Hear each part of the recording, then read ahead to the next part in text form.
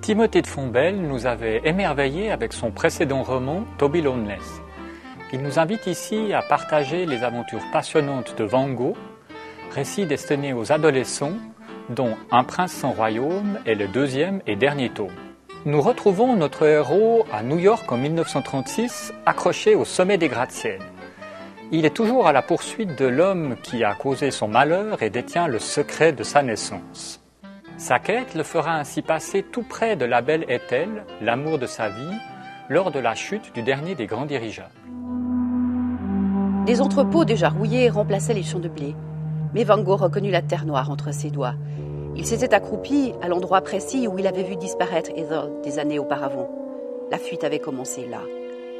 7 ans plus tard, il ne connaissait toujours pas le visage de ses ennemis. Le jour n'était pas encore levé. Van Gogh était arrivé à New York par la mer la veille au soir, avec un billet de 3e classe. Il avait filé vers Lakehurst, où devait se poser pour la première fois le Hindenburg, nouveau monstre volant de la maison Zeppelin. Van Gogh voulait parler à Hugo Echner. Il y a des hommes dont l'agenda s'affiche en lettres capitales sur les kiosques. Pour savoir où les trouver, il suffit d'écouter crier les vendeurs de journaux dans la rue. « Echner à New York avec son Hindenburg, demandez le poste !» Ce qui me plaît chez Timothée de Fombelle, c'est son immense talent de conteur. Il possède une écriture imagée, presque cinématographique. De plus, Van Gogh est l'aventurier par excellence. Il nous entraîne dans des courses-poursuites trépidantes et rencontre une multitude de personnages, tous plus vrais que nature. Le contexte historique est une des grandes forces du roman.